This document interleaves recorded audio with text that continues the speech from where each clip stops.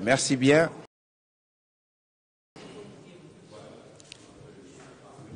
C'est bon. Je vous remercie.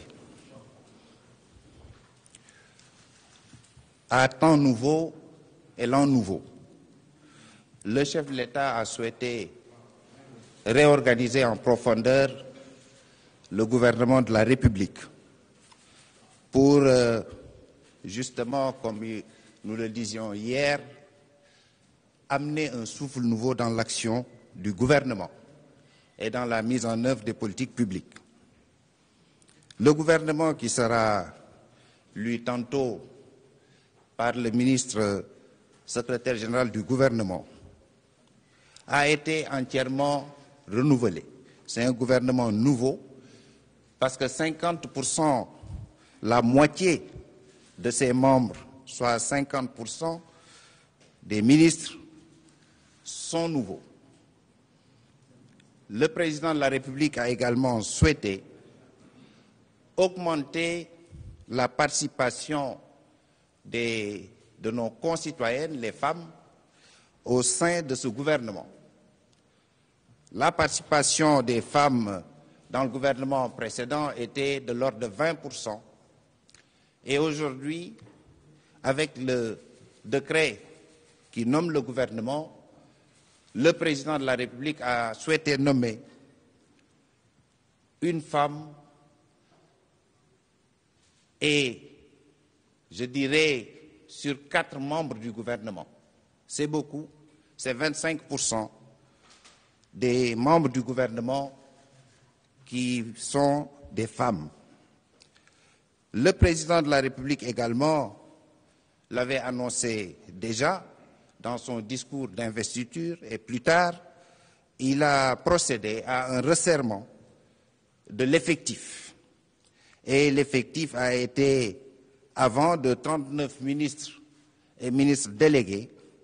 Aujourd'hui, il est de 32 ministres qui gèrent des portefeuilles des départements et qui seront accompagnés dans la mise en œuvre des politiques publiques par 3 secrétaires d'État. Le deuxième axe qui a été retenu par le chef de l'État après ce renouvellement en profondeur est relatif à un des marqueurs de sa politique, le Sénégal pour tous. Le Sénégal pour tous veut dire inclusivité dans la démarche, mais veut dire également équité territoriale. Et c'est la première fois depuis fort longtemps que les 14 régions du Sénégal vont compter des représentants, au moins un représentant par région, au Conseil des ministres. Le chef de l'État en a décidé ainsi pour avoir en permanence les pulsions du peuple sénégalais, la voix de toutes les régions, dans le cadre de sa grande démarche de réforme à travers l'acte 3 de la décentralisation notamment. Ceci est un marqueur de ce nouveau gouvernement. Ça a permis également de noter une contrainte dans la composition du gouvernement, notamment une contrainte sur la taille. Mais cette contrainte, c'est une opportunité et il faut l'analyser comme une opportunité sur la construction de ce Sénégal de tous et de ce Sénégal pour tous. Le troisième axe, enfin, est l'arrimage de toute l'architecture gouvernementale sur les priorités réelles qui ont été fixées par son Excellence M. Macky Sall, président de la République, pour son quinquennat.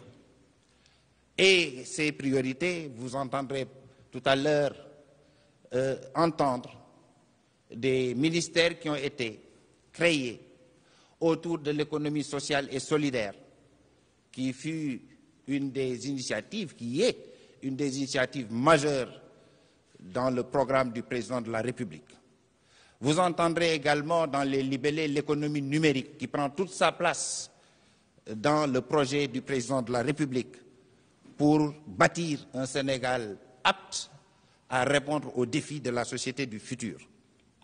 Vous entendrez également parler de toute l'articulation que le président a souhaité établir entre l'emploi, la formation professionnelle, notamment, qui sont les deux axes, les deux piliers, pour bâtir une politique vertueuse et gagnante en matière de promotion de l'emploi des jeunes. Et à côté de ce ministère, bien entendu, le chef de l'État a consacré également la jeunesse comme un ministère plein, et c'est tout cela également qui a été parfois des contraintes, mais des opportunités réelles pour justement ce dialogue en face à face que le chef de l'État souhaite mettre en place pour piloter, augmenter, j'allais dire, la productivité du système de suivi et de pilotage de l'action gouvernementale.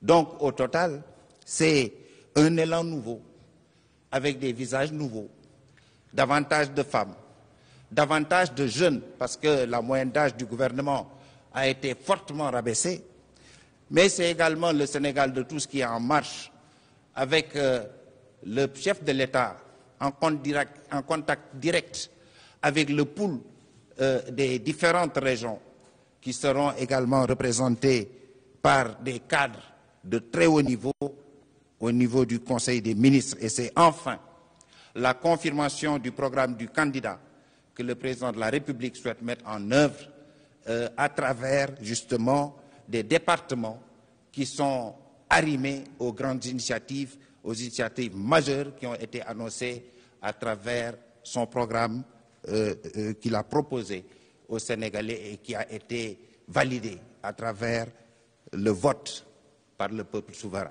Je vous remercie.